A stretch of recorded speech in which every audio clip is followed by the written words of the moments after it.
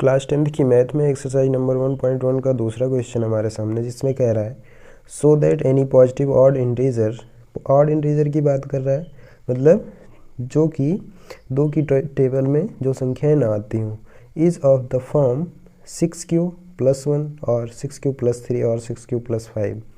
मतलब ऐसी संख्याएं जो 6q+1 के फॉर्म में हो, 6q+3 के फॉर्म में होंगी या 6q+5 के फॉर्म में होंगी, जहाँ q इज़ सम इंटीजर, जहाँ पे q क्या है, कोई इंटीजर है। तो सबसे पहले हमें कोई एक पॉजिटिव इंटीजर मान लेना होगा।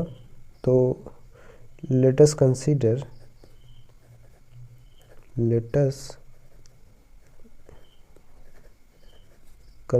दैट एनी पॉजिटिव इंटीजर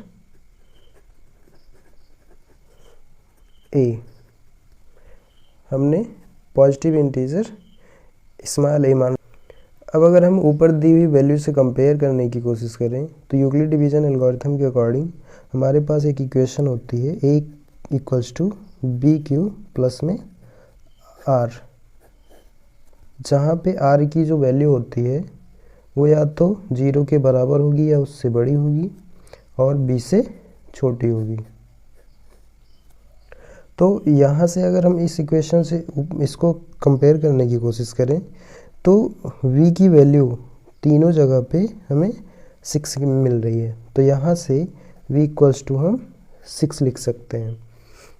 और इस इक्वेशन के अकॉर्डिंग अगर हम r की वैल्यू निकालना चाहें तो r की वैल्यू जो होगी या तो 0 के बराबर होगी या फिर b से छोटी होगी। तो b से छोटी मतलब 5 और 0 से 5 के बीच की, तो 0, 1, 2, 3, 4 एंड 5। अब हमारे पास r की 5 वैल्यू मिल चुकी हैं।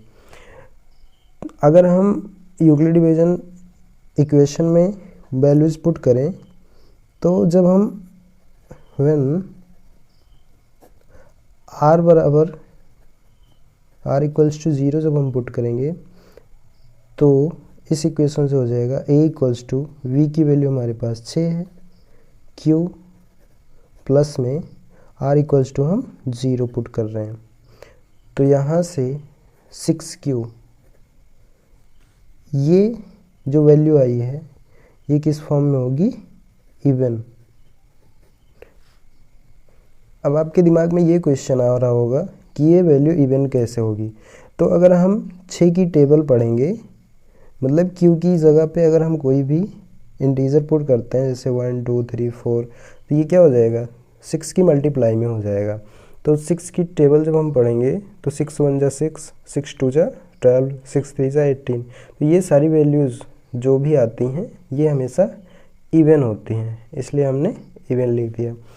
इसी तरह जब हम r = 1 पुट करेंगे तो a = v की वैल्यू हमारे पास 6, q प्लस में r = हम 1 पुट कर रहे हैं तो ये मिल गया। अब अगर हम 6 की टेबल पढ़ेंगे कितनी भी टाइम्स और उसमें 1 ऐड कर देंगे तो हमेशा हमें एक ऑड नंबर मिलेगा।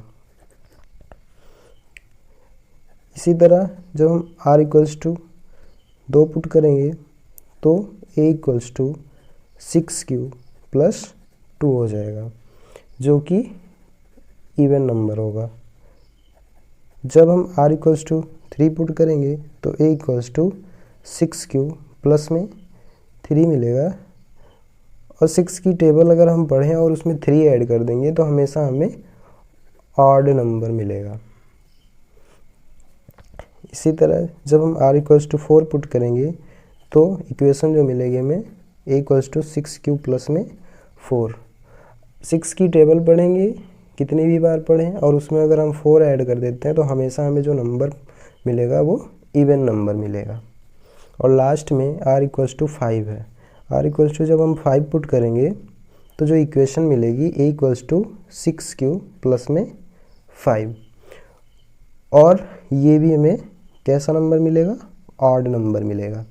तो यहाँ से अगर हम देखें तो हमें 3 नंबर ऑड मिल रहे हैं, ये और ये। इन तीनों को देखें तो 6q + 1 6 cube plus 3, 6 cube plus 5। तो अगर हम बोलें तो ये तीनों इक्वेशन हमारे क्वेश्चन में इस कंडीशन को सेटिस्फाई कर रही हैं। तो हम लिख सकते हैं